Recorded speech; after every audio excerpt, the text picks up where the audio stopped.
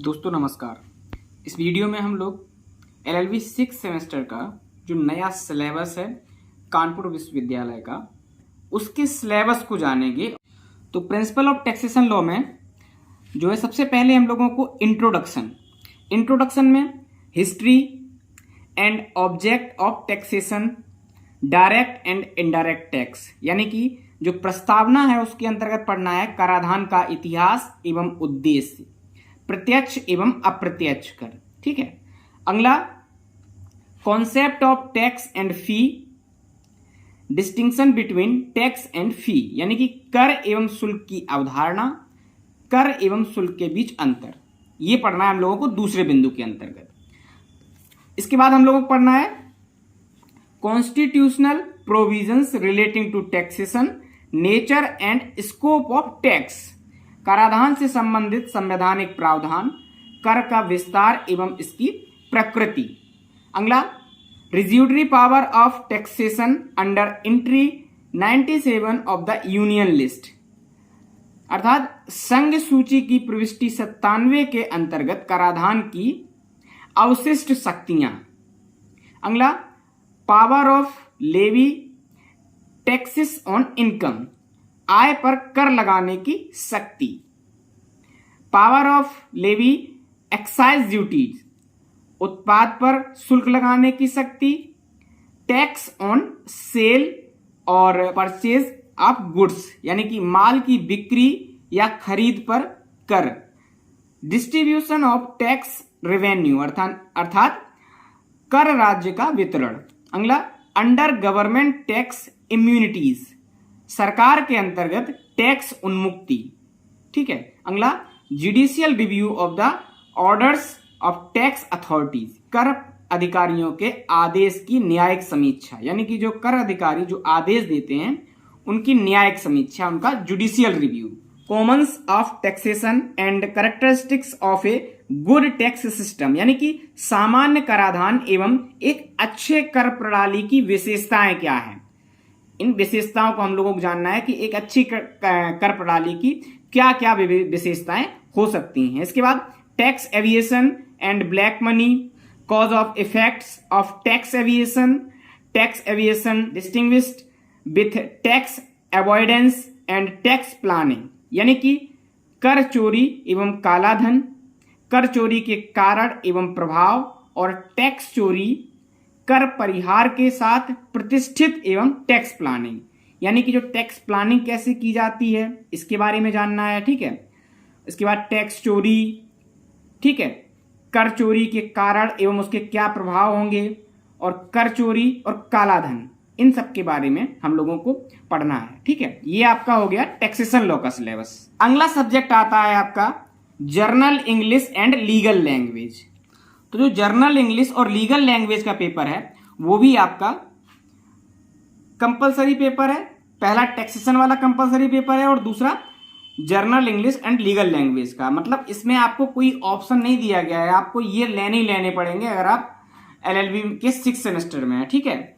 इसमें आपको पढ़ना क्या क्या है journal English and legal language में, यानी कि सामान्य अंग्रेजी एवं वैदिक भाषा के अंतर्गत, तो वो हम लोग जानेंगे उसका सिलेबस क्या होगा। ठीक है। सबसे पहले इंट्रोडक्शन टू लीगल लैंग्वेज, यानी कि विधिक भाषा का परिचय, और इस परिचय के अंतर्गत हम लोगों को 3 बिंदुओं को पढ़ना है। ठीक है। पहला है need and importance of legal language, यानी कि विधिक भाषा की आवश्यकता क्या है और इसका महत्व क्या है। अगला हम लोगों को पढ़ना है बी पॉइंट के अंतर्गत legal language in India, Bharat में विधिक भाषा की क्या स्थिति है इसके बारे में। इसके बाद पढ़ना है सी की official language, the constitutional position, article 343 to 347, 348, 350, 351, यानी कि जो आधिकारिक भाषा है, जैसे संवैधानिक स्थिति, आधिकारिक भाषा की संवैधानिक स्थिति क्या है। अनुच्छेद 343, 347, 348, 350 और 351, इनको पढ़ना है। ठीक है। अगला हम लोगों को पढ़ना है दूसरा बिंदु journal English and legal language के अंतर्गत प्रोफिशिएंसी इन जर्नल इंग्लिश, यानी कि सामान्य अंग्रेजी में प्रवीणता। इसमें हम लोगों को पढ़ना है पहला ए बिंदु, part and parts and types of sentences यानी कि वाक्यों के प्रकार एवं उनके भाग, ठीक है। B part of speech, a brief introduction यानी कि पार्ट ऑफ स्पीच का संक्षेप में परिचय। C tenses, form and uses यानी कि काल, रूप एवं उपयोग, ठीक है। D active and passive voice, ठीक है। ई डायरेक्ट एंड इनडायरेक्ट और रिपोर्टेड स्पीच, ठीक है। अगला some common mistake in English. तीसरा बिंदु आता है लीगल टर्मिनोलॉजी का यानी कि विधिक शब्दावली, जिसके अंतर्गत आपको दो बिंदु पढ़ने हैं। पहला term use in civil and criminal law, civil और आपराधिक मामलों में प्रयुक्त शब्द यानी कि जो लॉ में यूज होने वाले शब्द हैं उनके बारे में पढ़ना। बी है लैटिन वर्ड्स एंड एक्सप्रेशंस यानी कि जो लैटिन शब्द एवं अभिव्यक्तियां हैं यानी कि जो मैक्सिमम्स हैं, जो सूक्तियां हैं, उनको पढ़ना है। इसके बाद अगला है meaning and use of the following, निम्नलिखित शब्दों का अर्थ एवं उपयोग। जैसे कि ये आपके लैटिन मैक्सिम्स हैं, क्या है, एब इनिशियो, एब आइडेम, तो ये सब जो है सूक्तियां हैं, इनको पढ़ना है, ठीक है। इसके बाद अगला बिंदु है 4 नंबर ऐसे writing on topics of legal interest in English यानी कि अंग्रेजी में कानूनी हितों के विषयों पर निबंध, तो एक आपको ऐसे भी लिखना है, ठीक है। और बी नंबर लेटर राइटिंग यानी कि आपको एक लेटर भी लिखना है। आप हिंदी या अंग्रेजी जिस भी माध्यम में लिखना चाहें उसमें लिखेंगे, लेकिन इस पेपर में इतना ध्यान रखेंगे जहां पर आपको बताया जाए कि आपको इंग्लिश में लिखना है तब आप इंग्लिश में ही लिखेंगे, अन्यथा आप हिंदी में भी ले सकते हैं। जैसे लेटर राइटिंग है, आप हिंदी में लिखेंगे, कोई दिक्कत नहीं है। और अगर लिखा है कि अंग्रेजी में लिखिए लेटर, तो अंग्रेजी में लिखेंगे, ठीक है। लास्ट और 5वां बिंदु पढ़ना है आपको ट्रांसलेशन। ट्रांसलेशन में आपको एक पैसेज दिया जाएगा, एक कहानी छोटी सी दी जाएगी, उसको आपको ट्रांसलेट करना होगा, या तो हिंदी का इंग्लिश में करिए या अंग्रेजी का हिंदी में करिए, English to Hindi and Hindi to English, ठीक है। ये ट्रांसलेशन हो गया। तो ये सिलेबस है journal English and legal language का। सिलेबस हम लोगों को जानना है law of trust, equity and fiduciary relationship का। तो law of trust, equity and fiduciary relationship में क्या पढ़ना है हम लोगों को पढ़ना है history, nature and principles of equity, emergency of law of trust from equity, the making of Indian law of trust and previous of law of trust, religions, trusts, principles of equity and equitable remedies, equitable relief in different branches of law with special reference to property law यानी कि साम्य का इतिहास, प्रकृति एवं सिद्धांत, साम्य से न्याय के कानून का उद्भव, न्याय के भारतीय कानून का निर्माण एवं न्याय धर्मों के कानून का प्रावधान, न्याय साम्य का सिद्धांत एवं साम्यिक उपचार, संपत्ति विधि के विशेष संदर्भ में विधि के विभिन्न शाखाओं में साम्यिक उपचार, ठीक है। अब पहला बिंदु इक्विटी। अब इक्विटी में क्या पढ़ना है, नेचर ऑफ इक्विटी, साम्य की प्रकृति। B history of courts of equity, साम्य के अदालतों का इतिहास। C relation of law equity, साम्य का विधि से संबंध। D the maxims of equity, साम्य के सूत्र। ई डिफरेंट इक्विटेबल रेमेडीज, विभिन्न साम्यिक उपचार, ठीक है। इसके बाद दूसरा बिंदु के अंतर्गत आप लोगों को पढ़ना है ट्रस्ट एंड फिड्यूसरी रिलेशंस। इसमें क्या पढ़ना है, न्याय एवं वैश्वासिक संबंध में, एसेंशियल्स ऑफ ट्रस्ट, न्यास के आवश्यक तत्व। B number fiduciary relationship, concept, kinds, viz trusteeship, वैश्वासिक संबंध यानी कि इसके अंतर्गत आपको विचारधारा, न्यासित के तुलनात्मक प्रकार, trust and contract, power, condition, charge and personal obligation distinguished, न्याय एवं संविदा, अधिकार एवं शर्त, प्रभार एवं निजी आभार, अंतर। ठीक है। इसके बाद D, classification of trust and its importance, यानी कि न्याय का वर्गीकरण एवं इसके महत्व। ई, प्राइवेट ट्रस्ट, निजी न्याय। बी, पब्लिक ट्रस्ट, लोक न्याय। या फिर G, appointments, retirement and removal of trustee, न्यासी की नियुक्ति, सेवा निवृत्ति एवं निष्कासन। ठीक है। H number, right, power, discretion and control of trustee, न्यासियों के अधिकार, शक्ति, विवेक एवं नियंत्रण। Duties of trustee, relation to, यानी कि न्यासी संबंध के कर्तव्य, जिसमें दो बिंदु हैं, ट्रस्ट प्रॉपर्टी, न्यास की संपत्ति एवं बेनिफिशियरी, हितग्राही। जे बिंदु के अंतर्गत द एडमिनिस्ट्रेशन ऑफ ट्रस्ट, यानी कि न्याय का प्रशासन। के, liability of breach of trust, न्यास भंग के लिए दायित्व। L, right and remedies of the beneficiary, हितग्राही के अधिकार एवं उपचार। और एम, कंस्ट्रक्टिव ट्रस्ट, यानी कि अन्वयिक न्यास। तो ये हम लोगों को trust, equity and fiduciary relationship के अंतर्गत पढ़ना है। इसके बाद हम लोगों को पढ़ना है आईटी लॉ के बारे में, कि आईटी लॉ का क्या सिलेबस होता है। तो आईटी लॉ का सिलेबस है इंट्रोडक्शन, यानी कि आईटी लॉ का इंट्रोडक्शन। दूसरा, नेचर एंड सेंस। तीसरा, the information technology act, its role, main object. ठीक है। इसके बाद डिफिनेशन ऑफ बेसिस एक्सप्रेशंस। ठीक है।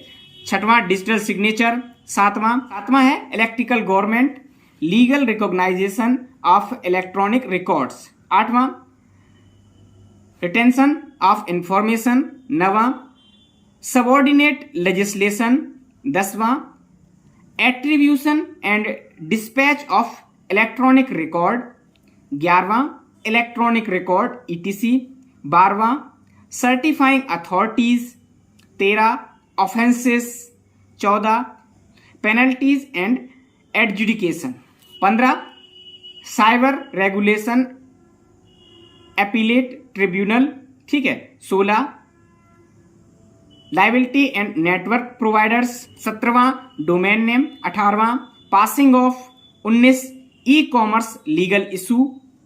20वां, legal issue in cyber contract. Cyber contract के अंतर्गत क्या क्या लीगल इशू हो सकते हैं, इनके बारे में पढ़ना है। 21वां, cyber contract and information technology act 2000, इसके बारे में पढ़ना है। इसके बाद 22वां है कि the UNCITRAL model on electronic commerce. Electronic commerce के अंतर्गत UNCITRAL मॉडल क्या है। तो ये सिलेबस हो गया हमारा आईटी लॉ का। ठीक है। अगला सिलेबस है पेनोलॉजी एंड विक्टिमोलॉजी। पेनोलॉजी एंड विक्टिमोलॉजी में पढ़ना है द कॉन्सेप्ट ऑफ पनिशमेंट, यानी कि दंड की संकल्पना का सिद्धांत, कि दंड कैसे दिया जाता है और पहले कैसे दिया जाता था, यानी कि हिस्ट्री में कैसे दिया जाता है, वर्तमान में। ठीक है। इसकी दंड की संकल्पना का सिद्धांत क्या है, क्यों दंड दिया जाता है, ये सब पढ़ना है। इसके बाद अगला पढ़ना है रिलेशनशिप बिटवीन क्रिमिनोलॉजी एंड पेनोलॉजी, अपराध शास्त्र एवं दंड शास्त्र के बीच क्या अंतर होता है, अपराध शास्त्र क्या होता है, दंड शास्त्र क्या होता है। ठीक है। इसके बाद फॉर्म्स ऑफ पनिशमेंट, दंड के प्रकार। ठीक है। फ्रॉम एंशियंट टू मॉडर्न, यानी कि प्राचीन से आधुनिक रूप में पढ़ेंगे कि प्राचीन में कैसे दंड दिया जाता था, वर्तमान में कैसे दिया जाता है। थ्योरीज ऑफ पनिशमेंट, यानी कि दंड के सिद्धांत क्या है। कैपिटल पनिशमेंट, यानी कि मृत्यु दंड। Police and its role in crime prevention. ठीक है। तो अपराध के रोकथाम में पुलिस की क्या भूमिका है, इसको पढ़ेंगे। ठीक है। इसके बाद concept of treatment with special reference to prison, तो जेल में विशेष संदर्भ में उसका उपचार कैसे किया जाएगा, जेल को कैसे हम किसी अपराधी को के उपचार के रूप में रखें, मतलब जेल को जेल ना समझ के एक अस्पताल समझे जहां पर अपराधियों का इलाज होता हो। ठीक है। इसके बाद प्रोबेशन एंड पैरोल, परवीक्षा और पैरोल, इनमें क्या अंतर है और ये क्या होती हैं। इसके बाद अगला है कि new dimensions of penology, compensation to the victim of crime, यानी कि दंड शास्त्र के नए आयाम, अपराध के पीड़ित को मुआवजा। दंड शास्त्र के जो नए आयाम हैं उनके अनुसार जो पीड़ित व्यक्ति है उसको मुआवजा मिलना चाहिए या नहीं मिलना चाहिए और कितना मिलना चाहिए। ठीक है। Last victimology. लास्ट हम लोगों को पढ़ना है विक्टिमोलॉजी, यानी कि उत्पीड़न शास्त्र क्या होता है। ठीक है। ये हम लोगों का पेनोलॉजी एंड विक्टिमोलॉजी का सिलेबस हो गया।